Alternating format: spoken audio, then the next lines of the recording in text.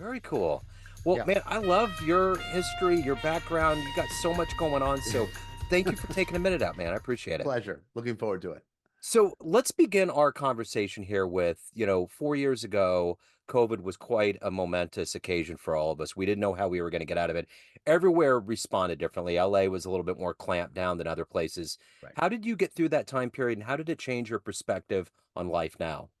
Yeah, really interesting. So right before COVID, I had a company previous to that called Like Live. Yeah. And Like Live was a company that helped kids that couldn't afford to fly to colleges to interview. Yeah. So we started with the Claremont schools, which are prestigious schools here in Southern California. And they said, we really like the idea. And we said, listen, you're our guinea pig. We're going to do it for you for free because we need to learn. Yeah. And we did. We they offered kids that they considered on the bubble.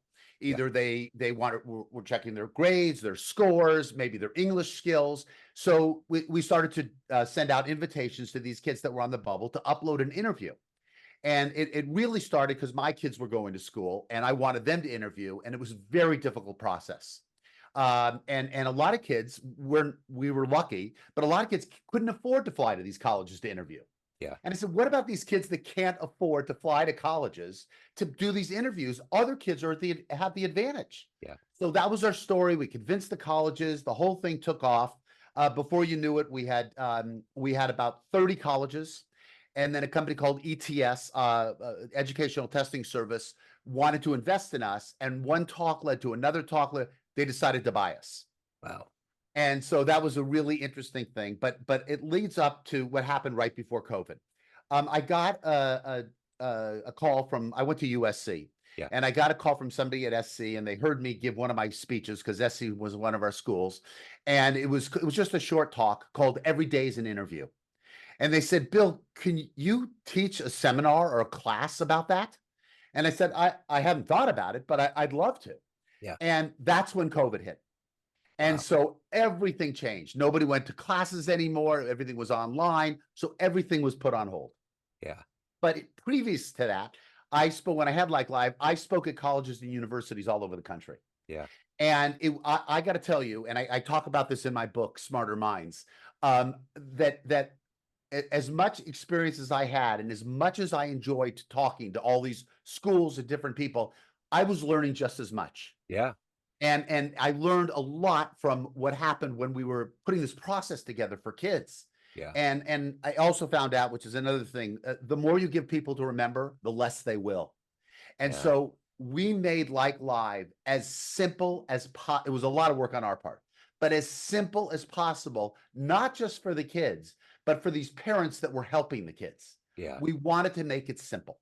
And so, and long story, but that's kind of what happened. Okay. Well, let's go to right now in 2024. I want to hone in on what you do on a daily basis. Okay. I'm going to put you in front of a bunch of grade school kids, third graders. It's career day. And one of the kids says, "Hey, what do you do for a living?" Right. How do you I answer that? I I help make your lives and your parents' lives, if they're in third grade, your parents' life easier. I try to help your parents maximize what they're doing. Gotcha. Whether they're working for somebody, whether they're an entrepreneur starting a business, whether they have a successful career, whether they're in transition. I help make your parents' lives more financially stable and give them a better road to their future. That's what I do. So when you were in the third grade, what did you want to be when you grew up? Well, I think in the third grade, I wanted to be a professional tennis player.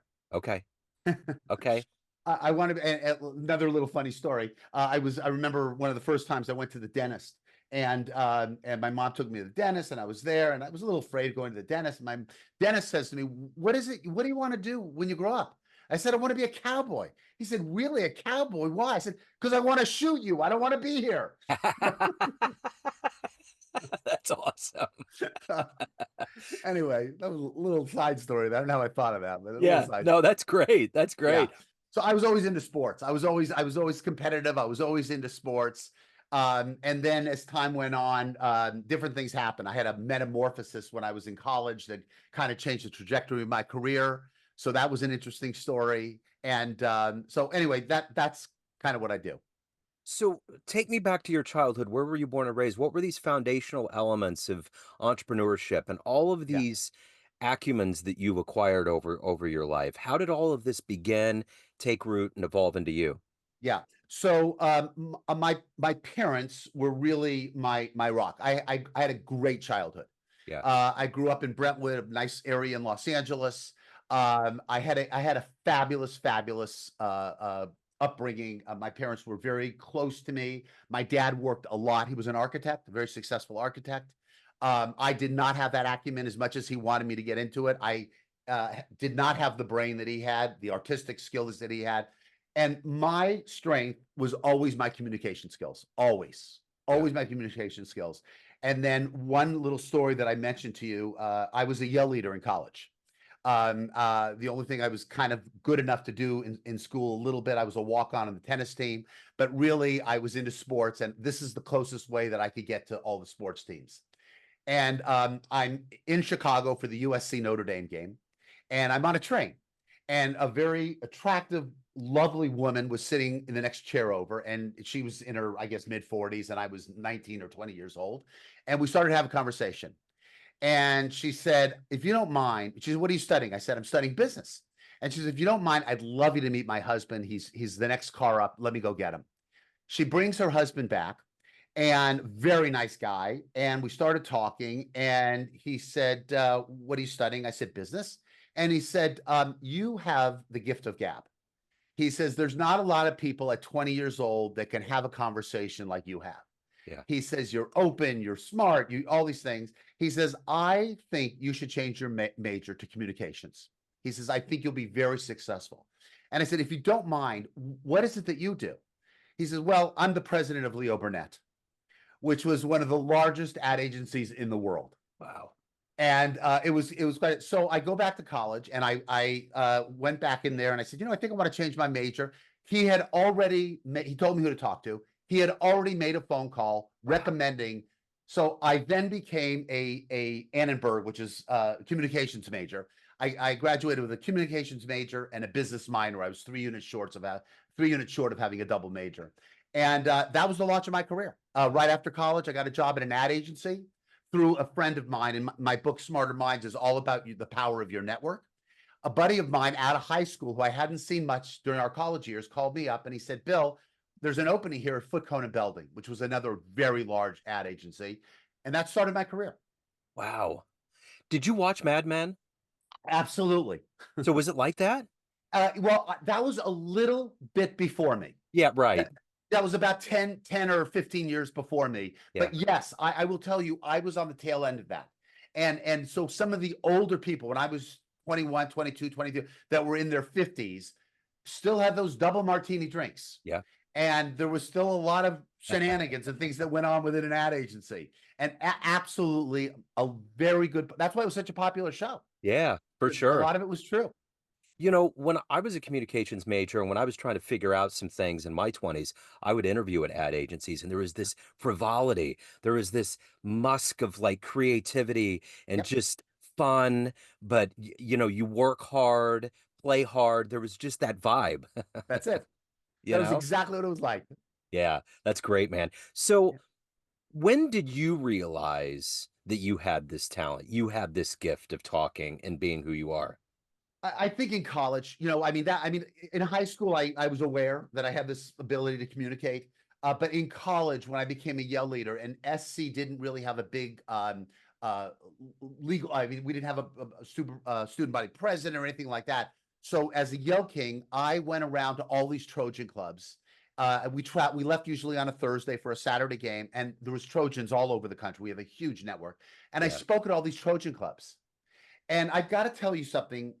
A spark went through my body when I got up and talked in front of people. yeah, It was something that I enjoy. I know a lot of people, it's not their thing. For me, it was my light. yeah. I got up and I had this huge Trojan crowd, and I loved it. I Yeah. loved it. So giving presentations, talking to people, meeting new people, it's part of who I am, part of my fabric. So being a dynamic speaker, you can pick it out pretty quick, I'm Yeah. sure. What's the best speech you ever seen? The person that gave it, what was that? Um, I got to tell you, there's been a few. There was a college president that I went to go speak that introduced me one time. at one of the speeches that I gave. And it was such a motivational speech. And I have to tell you, usually when people follow me, they make a comment, oh my God, I have to follow Bill. Well, that's how I felt about this guy. He was so, and it was a short speech. He was introducing me, and it wasn't just about what I was talking about. It was about the hopes and dreams and aspirations for these kids to think bigger. Yeah. And I got to tell you, I also have gotten goosebumps when I've heard Barack Obama speak. Yeah. He's given so many incredible talks, so many incredible speeches that he's always been kind of a model of mine. And everybody, what's helped me to become a better speaker is I don't try to emulate anybody else. I know my style. I have to speak in my style. So it's not to emulate somebody else, but it's to get the same motivational feel, the same inspiration. That's what I try to do. That's what I try to emulate. So when my son was 3 in the fall of '08, when the campaign was really hitting its place, Mhm. I went to downtown KC and he was speaking on Liberty Memorial on that hill. Uh-huh. And I just remember looking at all of the buildings and hearing his voice careen off of everything. It was Yeah, like, wow. It right. was just so magical. I did catch Bill Clinton at the Harry S. Truman Library. I was going to mention him. Yeah. My God. 20 years later, I remember what he was talking about. Yeah. Solar panels on high rises in New York Right. City. The whole thing. It was, but man, when those doors came open, because it was kind of like the State of the Union. There was a couple of dudes that opened the door and he just came in. The Right. entire field of energy just changed. All the Right. particles went into Right. some massive rearrangement. It was Right. wonderful. It's funny. Clinton started it, and then went to Barack Obama, and now Harris, Vice President Harris.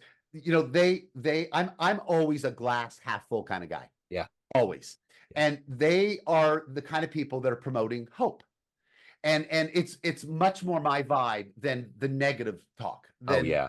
I'm just not into the negativity because Yeah. it doesn't build you up as a person. The thing that's the most tragic about it is that we spend our lives as adults being protectors of the children. Right. And when the children see us operate in that way, Yeah. you're planting seeds that are going to completely infuse nothing but negativity later on. You are And that's 100% right. and that's a tragedy, man. Yeah. It's just a tragedy. That's it. So in your life, who's been the hero? Who's been the inspiration for you? Well, I always, I have a few people, but it always starts with my dad. Sure. Always starts with my dad, and we were very different people. But the one thing that I learned from him, if I could pick one word that exemplifies who my father was, that by the way did not come naturally to me, it didn't happen until I had a few bumps along the way, is humility. My father was the most humble person you have ever met in your life. Wow. And he was a very successful architect. He did some very big buildings in LA, some famous buildings. And whenever the conversation turned to him, he would manipulate it away from him and start talking about what's great about the other person, Yeah. or how many people helped him. And that part resonated with me. And when I started to grow in my career, and take certain tidbits, the root to my tree are all from my father. Yeah. He was such a, but I will tell you, having said that, there have been several people in business that I have greatly admired in my business community that I have greatly admired. And all of those people had something in common, that they were for the greater good. They weren't only looking out for themselves. They were saying, instead of how can you help me, how can we make 1 + 1 = 3? Yeah. And when I meet these people in my life, I know that not every venture is going to be successful, but I know these are the people that I want to be. And I talk about this in my book, having a personal board of directors. Yeah. I want these people on my personal board of directors. Yeah. So Yeah. those are the people that I try to learn from and to grow from. Absolutely. So as a sports fan, what's the best game, greatest energy that you've ever felt in a Yeah, crowd and watching a game? I will tell you. I will tell you the greatest game. I've been to several. I have missed 9 USC home games since I'm 4 years old. Wow. So I've been to probably more SC games than just about anybody alive right now. And I've been to several. I mean, I'll give you one that everybody knows that was my second or third favorite, is when Kirk Gibson hit his home run in the World Series against the Oakland Oh A's. my My wife and I God. were there. You were there. I was Oh there. man, that just gave me goosebumps, man. Yeah, it was unbelievable. But the greatest game I was ever at, the greatest game, and I've been to hundreds and hundreds of games, is when USC was playing Notre Dame Yep. and we were down 24-6 at Yep. halftime. We had Uh-huh. scored right before half. It was 24-0, and we went for two. We missed the 2-point conversion, and the second half started. I am telling you, I'm not a religious person at all. Somebody was looking down on us. And Yeah. that day was the most, that comeback was the most, and we beat them 55-24. It was the most thrilling, exciting experience, with the exception of having my kids and my wife, Yeah. the most exciting day of my life. Wow. That's wild. It was wild. So I'm curious, in the current landscape of athletes that are out there, if you Yeah. could meet one of them and hang out with them for a little bit, who would it be? Oh, that's a great question. Um, I've met him, and I've always liked him, and I love his attitude. It would probably be Pete Carroll. Yeah. He was a great coach at SC, so I Yeah. followed him closely. Then he did a great job with Seattle. He was just relieved of his job recently. Yeah. It would probably be Pete Carroll. It would be probably more coaches than players. But I would also love to meet Roger Federer, and you know, I always have a dream. I'd love to get in a court with a Pete Sampras or Yeah. Roger Federer, Nadal. I mean, obviously I can't compete with them, but I know which end of the racket to hold. So Yeah. it would be a really fun experience to just go out there and hit with them and talk to them and find out about their lives. Do you like pickleball as a I tennis do. player? My wife plays twice a week. Yeah. I do. I mean, I'm okay at it because I'm a big tennis player, and Totally. Yeah. so I do enjoy it. So, it's weird. YouTube always follows your algorithms and what you do. At Right. some point, I clicked on something where McEnroe yelled at a woman that had a baby in the crowd. And I always get these weird things that he did, and I forget how gonzo that dude Oh was. yeah. He was just it, and there's always those seminal people in a sport that rise it to another level. But McEnroe was this weird anomaly. He was like a smoothie that just got blended up into something, and it's like, wow, this is kind of good, but it looks really weird because there's Yeah. so much going on. He was quite a dude. He really was. I used to put on fantasy tennis camps. And so we had some great tennis players. I'll give you, your audience won't know who this person is. Um, uh, his name was Emerson. Emerson. He was a tennis player, great tennis player, Yeah. and he was from Australia, and he was wild, absolutely in a good way. Yeah. But every time we finished the tennis, that we had dinner, by the end of the night, we were all in the bar at the hotel singing all these Australian songs. That's And awesome. so he was just a fabulous guy. That's And I cool. think those are the people I gravitate to. You know, you always want to talk about successful people, but to me, successful people are people that other people want to be Yeah. around. Uh-huh. Yeah. And that's what he was. I think about that kind of with John Daly in golf too. Like, he was Yeah. out there with the Big Mac in his Yeah. hand, but he would nail that shot. It's Yeah. like, how are you But doing that? Roy Emerson you look at him and you wanted to be his friend. Yeah. Yeah. You wanted to have a drink with him. Yeah. That's Yeah, it. and I think John Daly may have had that same kind of aura, you Yeah, know? totally. I think that's the romanticism that in my other incarnation, I have jazz radio. There's so many of those Yeah, guys that are like your dad. right, Like, they're talented, they're grounded.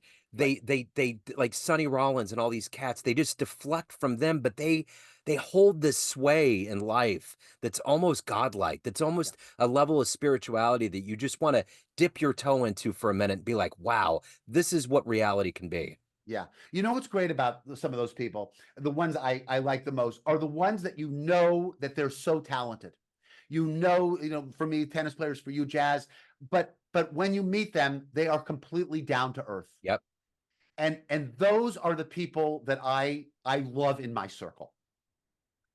And that's why we try to find meaning in life. When you Yeah. find those people, Yeah. you realize that it almost reminds me of that Tom Hanks speech at the Oscars when he Yes. said sometimes the nice guy that they don't finish last, they Right. finish first. Yeah, I That's love the that. thing that we want. I know. That's Loved it. it.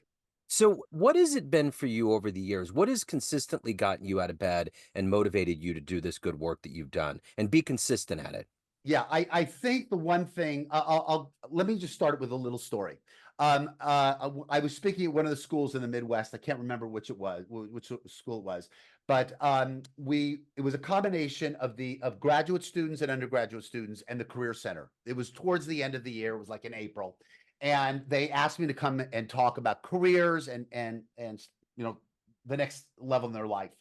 And it was supposed to be 1 hour, and I spoke for an hour, and they were all still there. And the professor looks at me and shrugs, and he says, "Everybody want to stay a little longer?" It went on for another 45 minutes. Wow.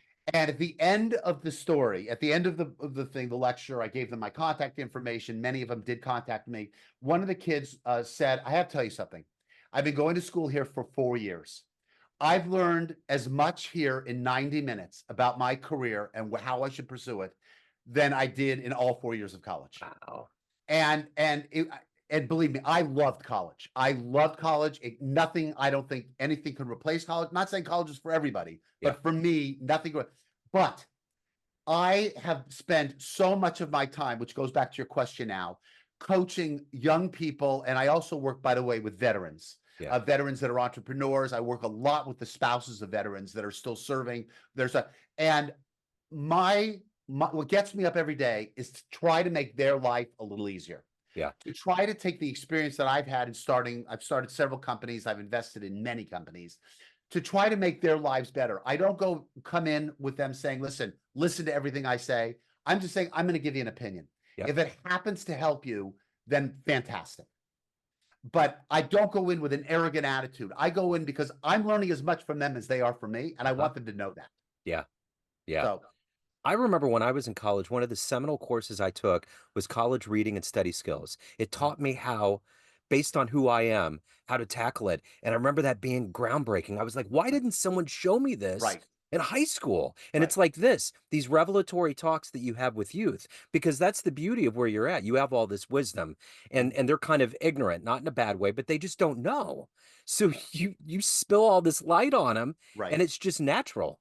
Right. One of the big things that we talked about, I won't forget that session because it was just such an inspiring session for me, is we were talking about interviewing.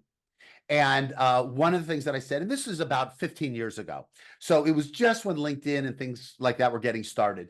And I said, listen, you've got to learn as much about that interviewer, and you've got to learn as much about that company as you possibly Yep. can.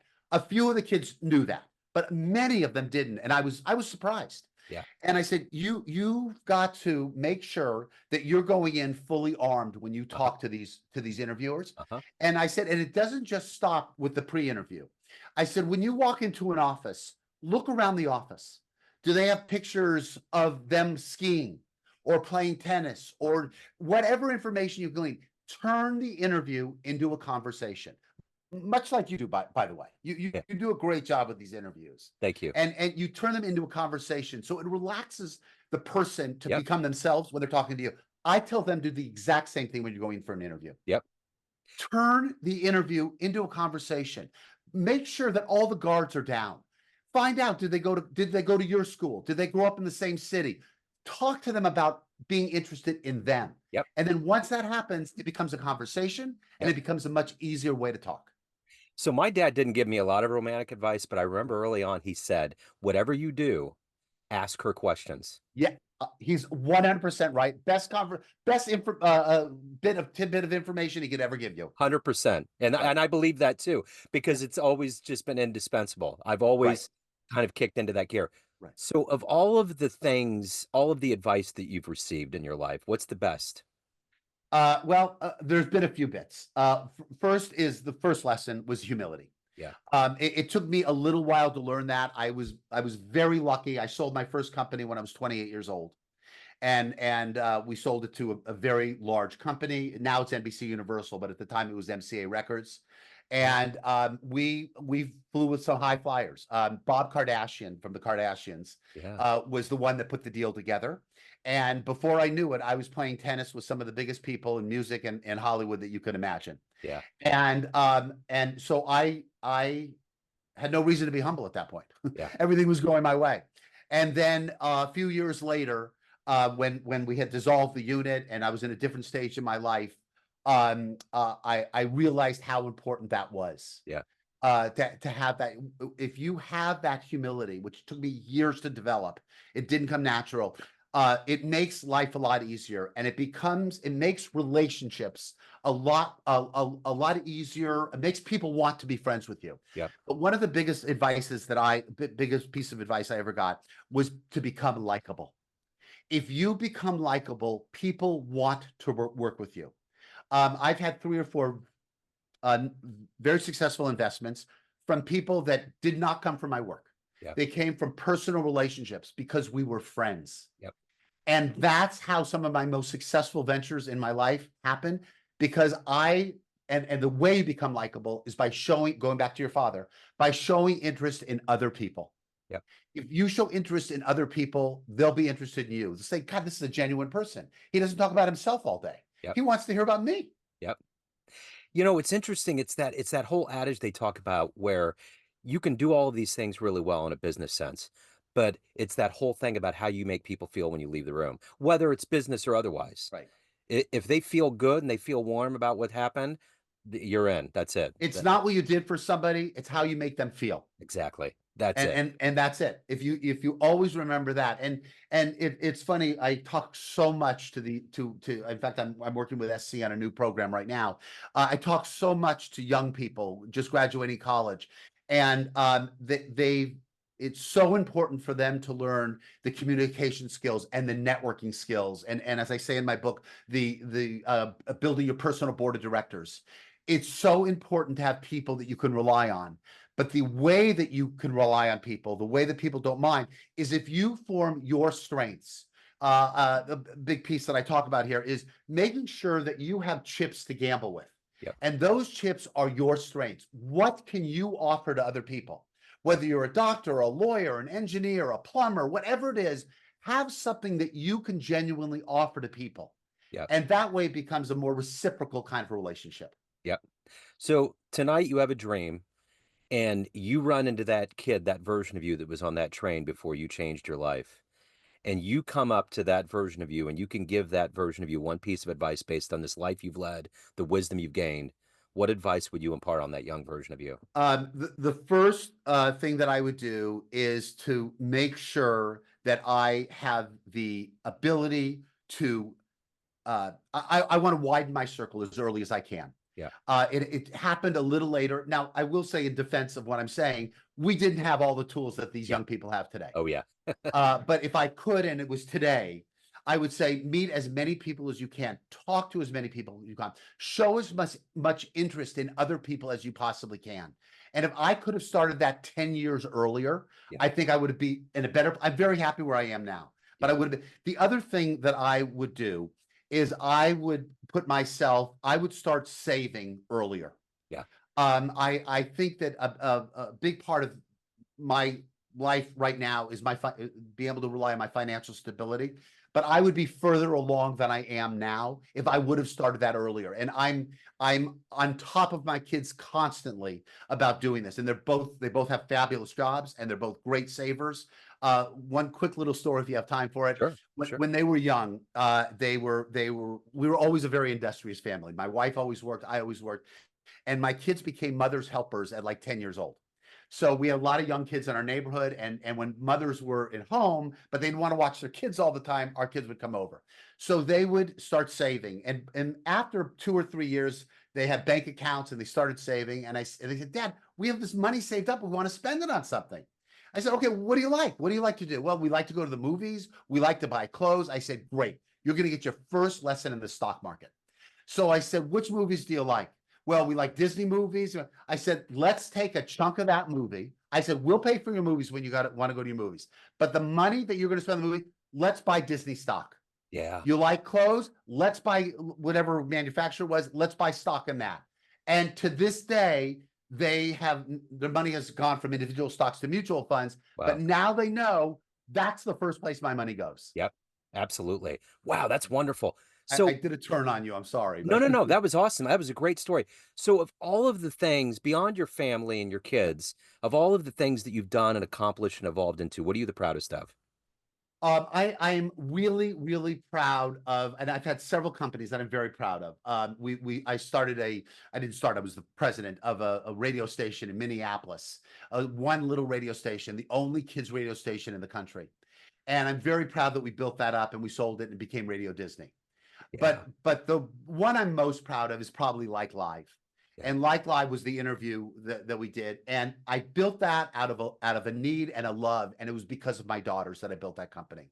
I Yeah. knew nothing about any of this stuff. I'm not a technical wizard. I'm none of those things. But I'm really good at putting people together. Yeah. And we built a fabulous team. And we started with 2 or 3 schools in Claremont, and we ended up, by the time we sold, with over 150 schools. Wow. And it became a staple in college interviewing. Yeah. And so I'm really, really proud of that because it started with a really important emotional part in my life. Yeah. And it became something big that benefited kids and college administrators all over the world. Wow. So at the end of the day, Bill, everyone has a perception of you, family, friends, clients, colleagues, Yeah. everyone around you. But you run the show. What's your perception of you? Who do you think you are? Yeah. It's interesting. I talk about this when I speak. My career and my life are not tied to any one thing in my career. Yeah. I've had several. I've been in television. I've been in radio. I've been involved with the internet. I've done a lot of things. I think what people really remember most about me is, I hope, is what a great father I've been. Yeah. I love my kids. There is nothing I wouldn't do for my kids. They are my motivation, and my wife, my marriage. Been married for 42 years. Yeah. And I talk about this a lot, that the 2 most important financial relationships that you will have in your life are with your parents and with your spouse. Yeah. You've got to be in tune. My parents were my base. They taught me a lot about my saving and finances and being smart, not spending more than I make. And my wife has been my rock. And I make most of the financial decisions, but I talk about almost everything with her. Yeah. And a lot of times she'll say, Bill, I think that's not a good idea, or we shouldn't do that. And I think twice about it. So that, as far as my growth and everything, my wife has probably been one of the single most important people in my success in my life. Yeah. So That's if what I'm anyone proud wants, of. yeah, absolutely. So if anyone wants to get the book, reach out, learn more about your world, any of the good business, where do they go? Yeah, the easiest, simplest way to go is go to my website, smartermindsnetwork.com. Smartermindsnetwork.com. And my book, Smarter Minds, is available on Amazon, hardback, paperback. We have a ebook. It'll be coming out on Audible next week. So it's available all over. Right on. I love this, Bill. It's been so great to hang out and bask in the glow of all of this wonderful work you're doing, man. Thank you. Too. And I love what you do, Joe. You do a great job. I Thank you. really enjoyed it. Absolutely.